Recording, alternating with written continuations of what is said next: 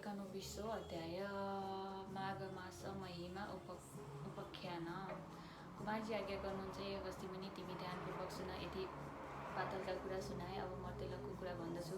पूर्वकालमा मर्त्य मण्डलको हिमालयको दक्षिण भागमा ब्रह्मपुरी नामको एउटा नगर थियो। त्यहाँका कर्मिष्ठ ब्राह्मणहरू प्रशस्त सम्पत्ति पाई वेद पुराणादि शास्त्र अध्ययन गरेर आफ्ना कर्मको पालना गरेर बसेका थिए। त्यही एउटा शिवभट्ट नामका अत्यन्त दीन दरिद्र ब्राह्मण पनि थिए। गरिब भए पनि तिनी लोभ मोह त्यागेका र आफ्नो सत्कर्मको पालना गर्दथे। तिनकी सती नामकी ब्राह्मणी थिइन्। ती विप्र दम्पति अन्य प्रीतिले बसेका थिए। घरमा धन सम्पत्ति नहुनाले निकै कष्ट पाएर एक दिन शिवभट्टले आफ्नी पत्नीसँग भने, हे प्रिय, हाम्रो घरमा सम्पत्ति छैन, त्यसै हुनाले बार बार कष्ट भोगिरहेका छौँ। अब सम्पत्ति प्राप्त गर्न सिद्धि गणेशको सेवा गरौँ भन्ने सल्लाह गरे। दुवै पति पत्नी 8 दिनको मङ्गलबार बिहानै उठे कष्टपूर्वक सिद्धि गणेशको सेवा गर्न लागे। यही क्रमले निकै दिन बितिसकेपछि सिद्धि गणेश प्रसन्न भए दर्शन दिएर, हे शिवभट्ट ब्राह्मण, हे सती ब्राह्मणी, तिमी दुवैको सेवाले म प्रसन्न भए, जे इच्छा छ सो वरदान माग भनेर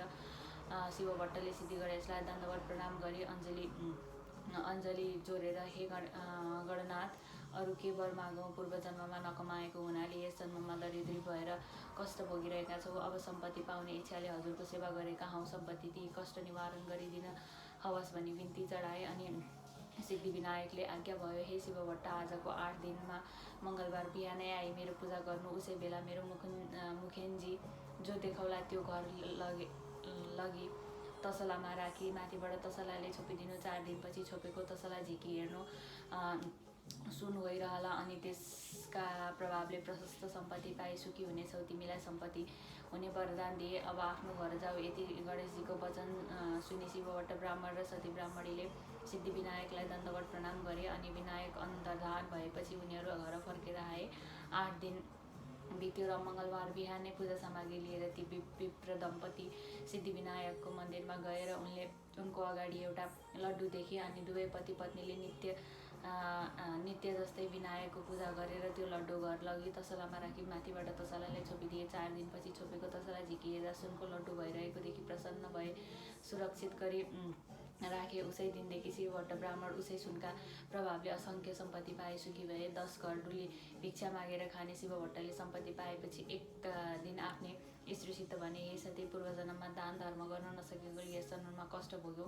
अब सिद्धिविनायकको कृपाले सम्पत्ति भयो। अब यस जन्ममा दान धर्म नगरे अर्को जन्ममा फेरि दरिद्री भए कष्ट पाउनेछौ। अत दान धर्म गरौँ भनी दुवै पति पत्नी नित्य नारायणी गङ्गा स्नान गरी उही हरको पूजा गरेर सुवर्णादि अनेक द्रव्य दान गरी घर आउँथे। यसै दानका तानमा उनले विष्णुको मन्दिर बनाए, शिवको मन्दिर तयार गराए, सिद्धिविनायकको मन्दिरलाई जगमय तुल्याए, धेरै नै बडा पोखरी खन्वाए, वापीहरू र इनारहरू खनाए, बरपिपलको पाकडका, समीका, आँपका, कटहरका, बडहरका, कटुसका, ओखरका, डुम्रीको, खस्त्रेताका, चिउरीका, लप्सीका वृक्षहरू रोपाए, निबुवाका, कागतीका, लिचीका, पेडारका बगैँचा लगवाए, ठाउँ ठाउँमा नाना भाँतीका फुलका फुलबारी सजाए। गरिब गुरुवाहरूलाई दान दिन भरिभरि धेरै अन्न बाँडे। जताततै राम्रा पाटे पौवा सत्तल चौतारा बनाए। बाटामा अनेक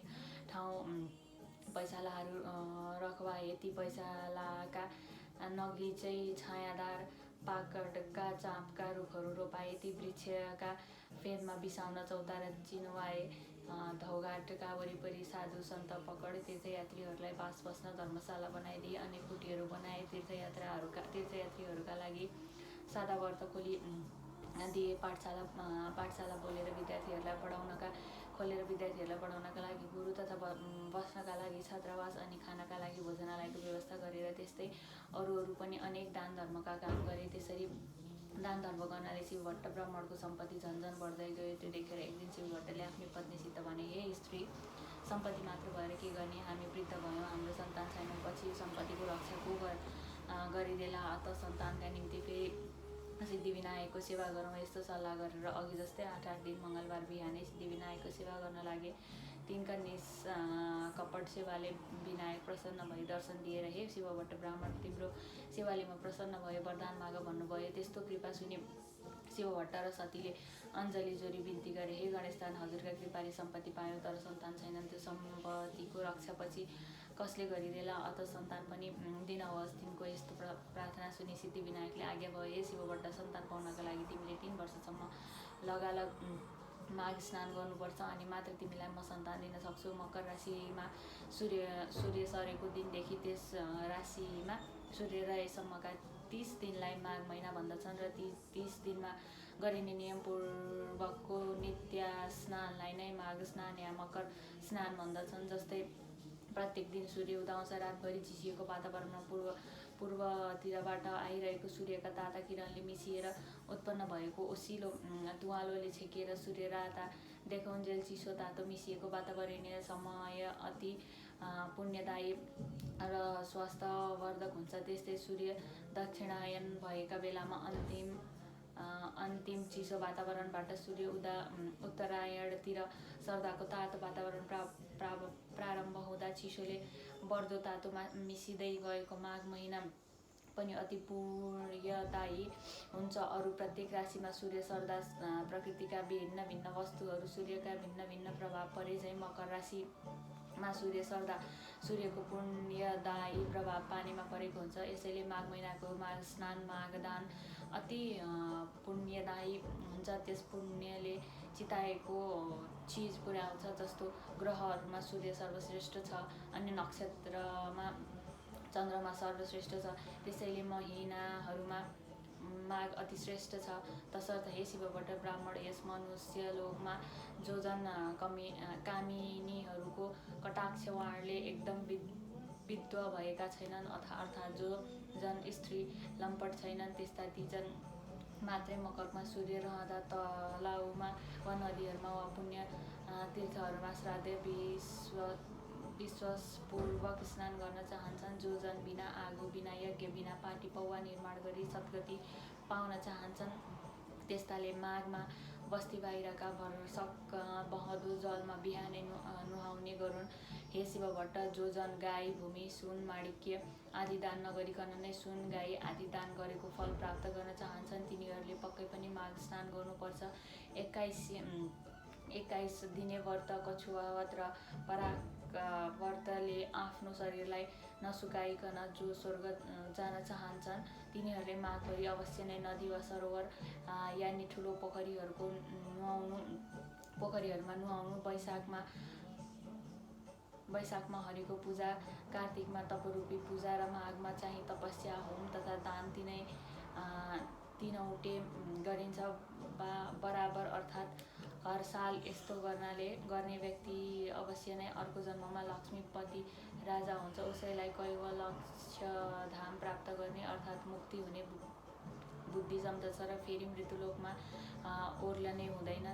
दिव्य दृष्टि हुनेहरूले तन मन वचनले भगवानको सेवा गर्नु भनी बताएका छन्। हे शिवभट्ट, योभन्दा कता हो कता बेसी पुण्यदान माघमा गरिएको तपदान स्नान हुन्छ। इच्छा सिद्धिका लागि वा सन्तान प्राप्तिका लागि वा हरिको दर्शनका लागि वा अरू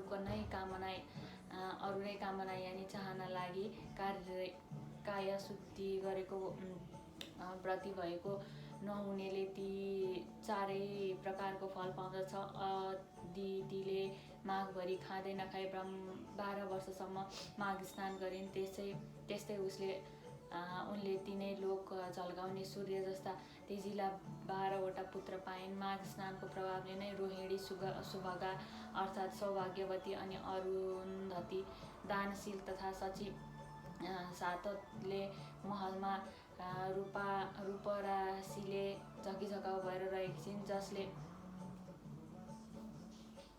जसले मकरमा सूर्य रहँदा नदी वा तलाउमा स्नान गर्ने गरेको छ तिनीहरू यस संसारमा सफा स्वच्छताले शोभाले भरिएका सुन्दरी नर्तकीहरू, आँगनमा नाचिएका दियाका तातीले झलकार सुन्दरी स्त्रीहरू, खचाउ भएको गीत बाजाका स्वर ध्वनि भइरहेको मङ्गल कार्यहरूको विधि विधानले शोभिएको वेदका ध्वनिले पवित्र भरिएको विद्वान ब्राह्मणहरू बराजिएको देवताहरूले पूजाले आनन्ददायक तथा सधैँ पाहुनाको लड्को लागिरहेको घरमा प्रसन्नतापूर्वक बस्न पाउँछन्। प्यारो वस्तुको त्याग र नियमको पालना गरेर जसले माघ महिनामा प्रशस्त दान दिएको छ, जसले मुरारी भगवानको पूजा गरेको छ, त्यो जन अति उत्तम अति श्रेष्ठ। माघ महिना सत्कर्मीलाई धेरै धर्म दिन्छ र उसको पाप पखाल्छ।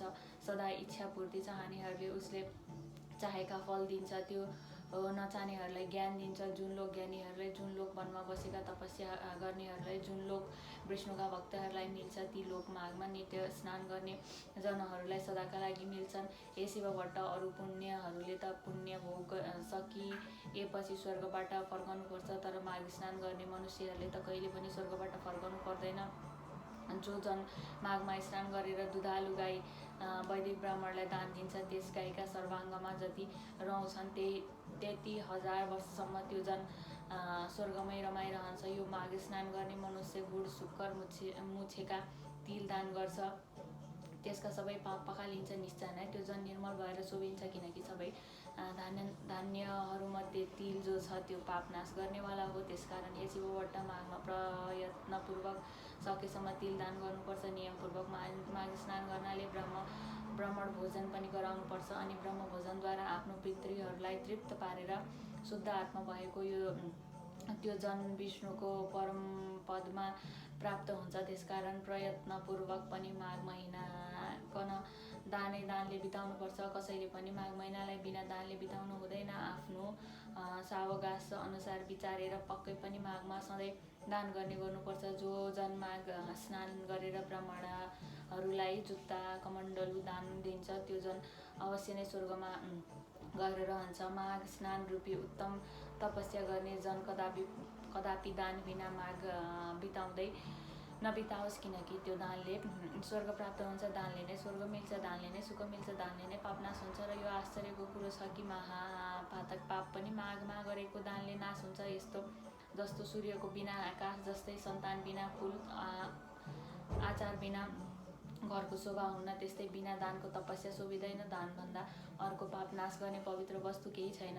हे शिवभट्ट, तिमीलाई मैले माघ महिनाको महिमा बताएँ, अब माघ स्नानको गरिमा बताउँछु। माघ स्नान समस्त यज्ञभन्दा श्रेष्ठ वा उत्कृष्ट छ, सबै प्रकारको दानको फल दिनेवाला छ र माघ स्नान सबै प्रकारका व्रत र तपस्याको समान पुण्यदायी छ। माघ स्नानको प्रभावले अति शुद्ध मन भएका मानिसहरू, पितृकुल मातृकुल दुवै कुलका पितृहरूलाई स्वर्गमा थन्काएर अनि उज्जवल चेहरा भएका, आफू चाहिँ अत्यन्त राम्रा, जता चितायो उतै चल्ने श्रेष्ठ विमानहरूमा चढेर स्वर्ग जान्छन्। जो मनुष्यहरू सधैँ पाप गर्दछन्, सधैँ दुराचार गर्दछन् र कुमार्गमा चल्दछन्, त्यस्ता जन पनि जो माघ स्नान गरेर हरिको पूजा गर्दछन् भने ती पनि यहाँ पापहरूबाट छुट्छन्। जो कहिले साँचो बोल्दैनन्, जो सधैँ आमा बुवालाई सताउँछन्, जसको स्थिति कुनै पनि आश्रममा छैन, जसले आफ्नो कुलधर्म त्यागेका छन् अनि जो पाखण्डी छन्, त्यस्ता जन पनि सज्जनका गति पाउँछन् र माघमा गरेको स्नानको पुण्यले भवसागर तर्दछन्। पृथ्वी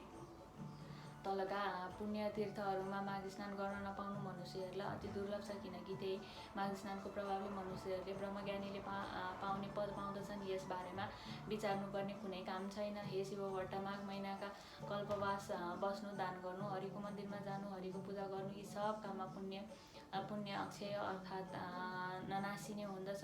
त्यसकारणले यथाशक्ति यानि सावकाश अनुसार मनुष्यहरूले प्रयत्नपूर्वक माघ स्नान गरेर लुगा भरभराउँदो मक्कल सुवर्ण आदि दान गर्नुपर्दछ। माघमा जो अन्न दान गर्छ उसलाई देवलोकमा अमृत पान गर्न मिल्छ। जो सुन दान गर्दछ उसले इन्द्रको समीपमा बस्न पाउँदछ। दियो अग्नि अर्थात् सल्काएको मक्कल सुन्दर वस्त्र दान गर्ने मनुष्य सधैँ तेजस्वी भएर सूर्यलोकमा बस्न पाउँदछ। यज्ञहरूले उत्तम दानहरूले उज्जवल तपस्याहरूले ब्रह्मचार्यको धारणाले शुभयोगमा गरिएको पूजाले पापीहरू यस लोकमा यति शुद्ध हुँदैनन् जति पुण्य तीर्थहरूमा माघ महिनामा गरिएका स्नानले शुद्ध हुन्छन्। जो मनुष्य माघ महिनामा आधा सूर्य उदाएको बेलामा पुण्य तीर्थहरूमा स्नान गर्दछन्, तिनीहरू पाप गर्ने नै भए पनि तिनले नरकमा दुःख सम्मको सन्ताप अनि सही नसकुको यातना भोग्नु जानु पर्दैन। जो जना माघ महिनामा नुहाएर विष्णुको पूजा गर्दछन् ती जना स्वर्गमा भोग सकिएर फेरि पृथ्वी लोकमा फर्केपछि कल्याण मूर्ति राम्रा भाग्यमानी प्रिय बोल्ने धर्मात्मा धनाढ्य शतायु राजा हुनेछन्। तन्केको आगोमा हालेको काठसम्म जसरी तुरुन्तै भस्मावेश हुन्छ त्यसै गरी माघ स्नानले सानो वा ठुलो पापहरूको राशि भिलाउँछ। मनुष्यहरूको राशिले वाणीले मनले पनि जानेर वा नजानेर जो पाप गरेको छ त्यो पाप समूह पुण्य तीर्थमा गरेको माघ स्नानले हृदयमा झल्केको विष्णुले अज्ञान नासिँदै सबै डर्दछन् अर्थात् नासिन्छन्। यदि कुनै मनुष्य आफूले गरेको पाप समूहको भोग भोगिरहेको छ र संयोगवश पनि कुनै बेला कुनै पुण्यतीर्थमा एकाएक पुगेर त्यस मनुष्यले माघ स्नान अचानकै गर्यो भने पनि तुरुन्तै त्यसको पाप समूह नाश भइहाल्छ। यसबारे तिमी आफ्नो मनमा कति पनि सचेत नलिऊ। हे शिवबाट विशेष गरेर यो कर्मभूमिमा भारतवर्षको पुण्यभूमिमा आर्यवर्तमा अर्थात् 750 कोश पूर्व पश्चिम लामो हिमालय र त्यसै 500 कोश लामो विन्ध्याचल बीचको भूमिमा रही माघ स्नान नगर्ने मनुष्यहरू जन्म बेकारमा कहिएको हुन्छ। जस्तै सूर्य बिनाको आकाश, चन्द्रमा बिनाको नक्षत्र मण्डल शोभित हुँदैन, त्यस्तै हे शिवभट्ट बिना माघ स्नानको सत्कर्म शोभित हुँदैन। माघ स्नान मात्रले पनि जस्तो केशव भगवानका प्रसन्न हुनुहुन्छ, अरू व्रत दान तपस्याले हरि भगवान त्यस्तो प्रसन्न हुनुहुन्छ। जस्तै सूर्यको तेज जस्तो तेज अरू कुनै तेज छैन, त्यस्तै माघ स्नानको बराबर अरू कुनै यज्ञ क्रिया छैन। तसर्थ वासुदेवलाई प्रसन्न पार्नका लागि, सारा पापहरूलाई हटाउनका लागि र अन्तमा स्वर्ग प्राप्तिका लागि मानिस माघ स्नान गर्ने गरोस्। खुब स्याहार गरिएको हृष्टपृष्ट बलियो र माघ स्नान नगरेको अशुद्ध र अनित्य निन्द शरीरले के हुन्छ र हड्डीहरूको ढाँचा नसाहरूले कसिएको, मासुले लिपिएको, छालाले मडारिएको, दुर्गन्धित भरिएको, दिशा पिसाब पात्र बुढ्याई शोक विपदले व्याप्त रोगको घर, आतुर रगत बग्ने, क्षणभङ्गुर सबै दोषका आश्रय, अर्काको उन्नतिले दुखी हुने, अर्काको द्रोह गर्ने, छुच्चो लोभी, चुगुलखोर, क्रूर, कृतघ्न, घमण्डी, त्यस्तै क्षणिक अर्थात् केही दिन मात्रको कहिले तृष्णा पुरा नहुने, उद्धत दृष्टि, तिनै दोष, कफवात पित्त भरिएका, अपवित्र वस्तु निकाल्ने, प्वालयुक्त, तिनै ताप, दैविक, दैहिक, भौतिकले मोहित स्वभावकै, अधर्ममा रत, सयौँ कणौँ तृष्णाले आकुल, काम क्रोध लोभी, नरकका द्वारले व्याप्त, परिणाममा किरा पर्ने, भस्म हुने वा कुकुरहरूको भोजन हुने, यस्तो यो लाछी शरीर यदि माघ स्नान गरिएको छैन भने व्यर्थ छ। पानीमा फोका जस्तै, जन्तुमा पुतली वा धमिरा जस्तै ती माघ स्नान नगर्ने मनुष्यहरू केवल मर्नका लागि मात्र जन्मन्छन्। विष्णु भगवानलाई नमान्ने ब्राह्मण धिक्कार हो, जोगीहरूको श्राद्ध धिक्कार हो, ब्राह्मण नभएको ठाउँ धिक्कार हो, आचार नभएको कुल धिक्कार हो, घमण्डले युक्त धर्म धिक्कार हो, क्रोधले युक्त तपस्या धिक्कार हो, बिना दृढताको ज्ञान धिक्कार हो, अल्छीको शास्त्र धिक्कार हो, आफ्ना मान्यजनको श्रद्धा भक्ति नगर्ने नारी धिक्कार हो, त्यस्तै नै गुरुको सेवा नगर्ने ब्रह्मचारी धिक्कार हो, नदन्केको आगोमा गरिएको होम धिक्कार हो, साक्षी बिनाको निर्दोषता धिक्कार हो, उपजीविका अर्थात् शरीर व्यापारले जीवन चलाउने कन्या धिक्कार हो, आफ्ना लागि मात्रै पकाएको भोजन धिक्कार हो, शूद्रका घरको भिक्षा यानि चन्द्रले गरिएको यज्ञ धिक्कार हो, कृपणको धन धिक्कार हो, अभ्यास नगरिएको विद्या धिक्कार हो, प्रजासँग विरोध गर्ने राजा धिक्कार हो, जिउनका लागि गरिएको तीर्थ धिक्कार हो, केवल जीवन चलाउनका लागि गरिएको व्रत धिक्कार हो, जुठो तथा चुगुलखोरी वाणी धिक्कार हो, सन्देहास्पद मन्त्र जप धिक्कार हो, चञ्चल चित्तको वा अन्यमनस्को जप धिक्कार हो, अवैदिकलाई दिएको धन धिक्कार हो, ईश्वर नमान्ने नास्तिक जन धिक्कार हो, जो अश्रद्धाले गरिएको पारलौकिक अर्थात् परलोक सम्बन्धी कार्यक्रिया छ त्यो सब धिक्कार छ। हे शिवभट्ट, जस्तै यस मृत्यु लोकमा दरिद्र मनुष्यहरूको जन्म धिक्कार छ, त्यस्तै नै अरू मनुष्यहरूको पनि माघ स्नान बिनाको जीवन धिक्कार छ। जो जन्म घरमा सूर्य रहँदा सूर्य नउदाउँदा भोरमै स्नान गर्दैन त्यो जन पापबाट कसरी छुट्ला र कसरी स्वर्ग जाला। बाहुन मारा, सुन चोरुवा, जाँड रक्सी धोकुवा, गुरुको खाटमा सुतुवा अनि पाँचौँ त्यस्ताका सङ्गत गरुवा जस्ता पापीले पनि प्रत्येक माघमा दिनहुँ मकर स्नान गर्ने गर्नाले ऊ पापरहित हुन्छ। माघ महिनामा सूर्य केही उदाएपछि जो जन पानीमा डुबुल्की मार्छन् ती चाहे ब्रह्म हत्यारा हुन्, चाहे रक्सी खुट्क्याहा हुन् वा महापतित हुन्, त्यस्तालाई पनि माघ स्नान पवित्र पार्छ। अरू सारा छिटफुट पापहरू र ठुला ठुला महापातक अर्थात् ब्रह्म हत्या, चोरी, मद्यपान, गुरुपथ निगमन र यस्ताको संसर्ग रूप पाप पनि यी सबै नै माघ स्नान गर्ने मनुष्य भस्मीभूत हुन्छन्। माघ महिना आउन लागेको बेलामा सारा पापहरू थरथर काम्न थाल्छन्। यदि कसैले बहँदो पानीमा माघ स्नान गर्यो भने तब उसका सारा पापहरू नासिन्छन्। हामी उसका शरीरबाट बाहिरिन्छौँ। हामी कहाँ बस्ने? यो माघ महिना त हाम्रो नाशकाल हो भनी ठानेर माघ महिनामा स्नान गर्न लागेको मान्छेहरू देखेर दुःखी हुन्छन्। माघ स्नानले पाप गरिएको उत्तम मनुष्यहरू आगो झैँ चम्किरहन्छन्। माघ स्नानले सारा पाप छुटेका मनुष्यहरू मेघबाट मुक्त भएको चन्द्रमा झैँ चम्किन्छन्। गिलो सुकेका सानो ठुलो वा वाणी मन कर्मले गरिएको सबै पापलाई माघ स्नानले नै आगोले समिधालाई झैँ डढाइदिन्छ। जो पाप देखा जाला भनेर प्रमादवश गरिएको छ र जो पाप जानेर वा नजानिकन गरेको ती सब पापहरू मकरमा सूर्य रहेको बेलामा गरेको माघ स्नानले नै नासिन्छन्। माघ स्नानले निष्पापीहरू स्वर्ग जान्छन्। पापीहरू पाप खरेर पाप रहित पवित्र हुन्छन्। यसै शिववट माघ स्नानका प्रभावले यी सब कुरा हुनमा कुनै सन्देह छैन। जसरी विष्णु भक्तिमा सबै अधिकार छ उसै गरी माघ स्नान गर्नमा पनि सबैको अधिकार छ।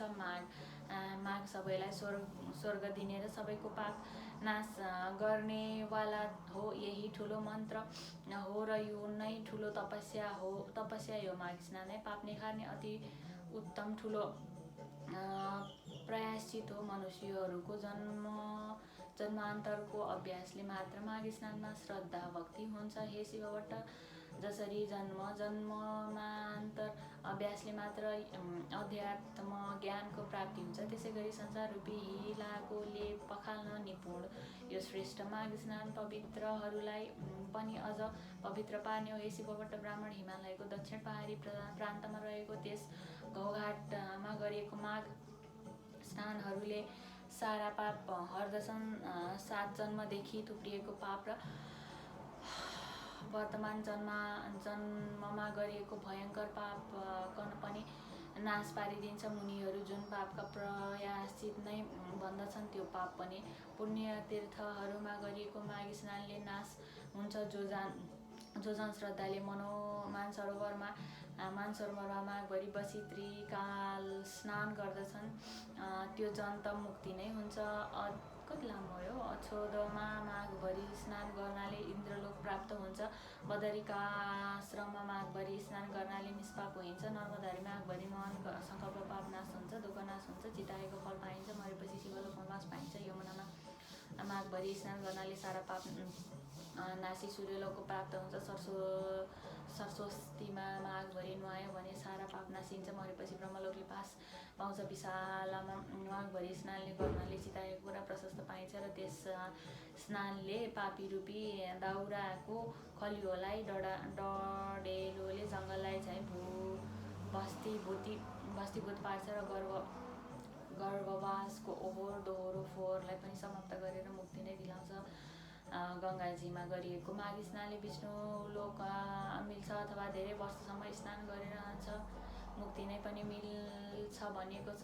सरयू, कोशी, बागमती, कमला, राप्ती, तिना, कर्णाली, शारदा, महाकाली, सिन्ध, चन्द्रभागा, तापी, गोदावरी, गोमती, गण्डकी, भीमा, पर्णयोशी, कृष्णवेणिका, कावेरी, तुङ्गभद्रा, ब्रह्मपुत्र, महानदी, टिस्टा, मेची र अरू पनि जो सोझै समुद्रमा मिसिने नदीहरू छन् तिनमा पनि प्रत्येक माघ स्नान गर्ने मनुष्यहरू तबसम्मका सकल पाप विनाशिएर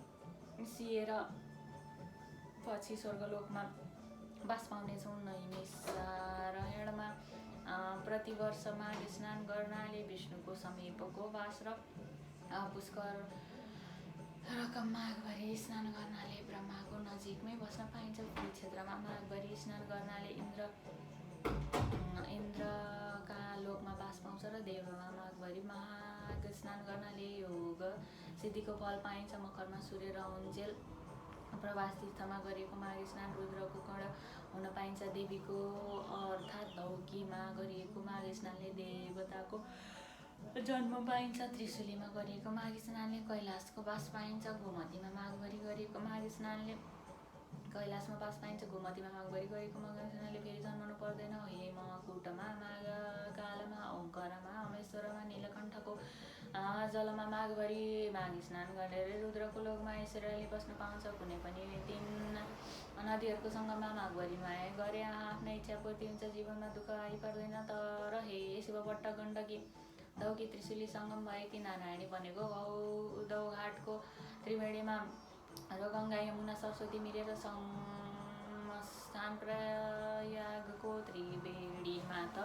भाग्य मानेहरूले मात्र माघभरि मकर स्नान गर्न पाउँछन्, किनकि त्यहाँको त्रिनदी मिश्रित स्थलको जल मुक्तिदाता र स्वर्गदाता अनि कल्याणदाता पनि छ। हे शिवभट्ट ब्राह्मण, बहुत लामो रहेछ।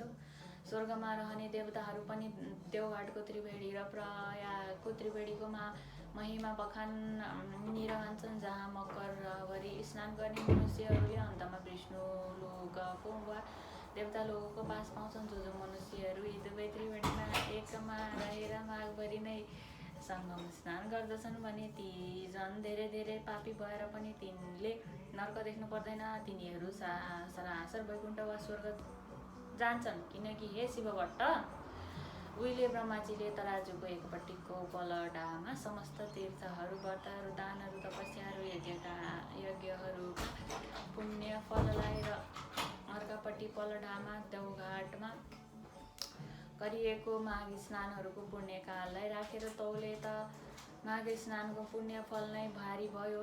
फेरि त्यसै गरी एकपट्टि देवघाटको त्रिवेणीको पुण्यफल र अर्कोपट्टि प्रयागको त्रिवेणीको पुण्यफल राखेर तौलादा पनि देवघाटको माघ स्नानकै पुण्यफल केही भारी भयो। यस्तो पुण्यदायी ती त्रिवेणीको जो जन्म माघे सङ्क्रान्तिको अघिल्लै दिन उहाँ पुगेर उही महिनाभरि कल्पवास बसी लगातार 20 वर्षसम्म माघ स्नान गर्छन्, तिनले सधैँको लागि कैलाशको बास पाउँछन्। त्यसै गरी 40 वर्ष लगातार माघ स्नान गर्नाले निरन्तर स्वर्गका बास र सधैँ 12 महिना त्यहीँ रहेर विष्णु भगवानको मन्त्र निश्चयले मनमय जस्तै 60 वर्षसम्म लगभग अलग जो जना स्नान गर्छन् तिनले नै त कबल्य धामको आनन्दमय लोकको सदाका लागि बास पाउँछन्। अनि हे शिवभट्ट, कहिले सृष्टि भयो र कसरी भयो अनि कहिले अन्त हुन्छ र कसरी हुन्छ भन्ने आदि अन्तको निदो नभएकोले अनादि अनन्त कहिने 24,000 कोसको गोलाइ भएको धकधकाउँदो रापिलो आगोले गोला सूर्य र त्यसभन्दा 4.5 करोड कोस तल रहेको चिसो न चिसो पानीको 12,000 कोस गोलाइको अविनाशी दह समुद्रीय दुवैलाई निधारमा निरालम्ब आकाशमा आफ्नै धेरै निमन्त्रणले रूपमा राखी त्यो कुन शक्ति हो भन्ने सोची त्यो शक्तिलाई ठम्माए। त्यसैले जान्नु नै ज्ञान हो र त्यो सत्य शक्तिलाई नजान वेद र सन्मार्ग चल्नु नै सनातन प्रमुख धर्म हो। हाम्रो चल्नु आँखाले प्रकाशलाई र प्रकाश परेको तर नछेकिएको वस्तुलाई बाह्यसम्म देखे झै यिनै शत्रु र समुद्रका बिचका आकाशमा रहेको तर यी आँखाले नदेखिनु किन्तु मनुष्य मात्रको नाकको फेदमा भएको भ्रिकुटीको भित्र शक्ति स्वरूपले रहेको त्यो दिव्य दृष्टि जुन विराट स्वरूपले दर्शनका लागि एकछिन मात्र श्रीकृष्णले आफ्नो योग बलले अर्जुनको दिव्य दृष्टिका उधारी झै आफ्नै तपस्याले उधारीका दृष्टिबिन मात्रै देखिने स्वर्ग नर्क आदि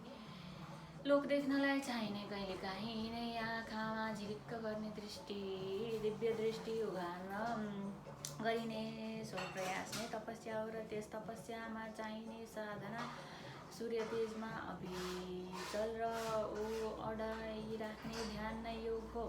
यी सबै सत्प्रयास सिद्धिका लागि आवश्यक पर्ने पहिलो प्रयास शारीरिक शुद्धि हो र तर शुद्धिका लागि चाहिने प्रारम्भिक प्रयास त्यो नियमपूर्वकको मकर स्नान नै हो। अर्थात् ज्ञान रूपी चोटीमा पर्न चाहिने विष्णुको पहिलो फुर्किलो मकर स्नान हो। तसर्थ हर साल गरिएको विष्णु भक्तिपूर्वकको माघ स्नान जसरी ती माघ स्नान गर्नेहरूलाई मरेपछि शिवलोकको इन्द्रलोकमा सूर्यलोकको पुर्याउँछ र त्यही चिरस्थायी वासस्थान दिलाउँछ। त्यसरी नै यसै लोकमा पनि सन्तान चाहनेहरूलाई सन्तान अनि सुख शान्ति पनि दिलाउँछ। जसरी उहाँले उहिले 5 चोटि गन्धर्व कन्याहरू अप्सराहरू सरापसरामा प्राप्त भएको कठिन पापको फल पिशाच भएर भोगिरहेका थिए। पछि लोमस ऋषिको उपदेश स्वरूप वाणीले नै माघ महिनामा गएर त्रिवेणी स्नानको प्रभावले ती गन्धर्व कन्याहरू शराबबाट आश्चर्यसित छुटेर अनि उनी उसै बटु प्रसिद्ध बेटासँग बिहे भयो। बिहे भएको 7 वर्षसम्म पनि सन्तान नभएको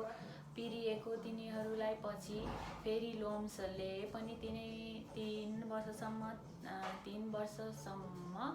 3 छाडे दह अक्षोदमा लगालग नियमपूर्वक मकर स्नान गराए।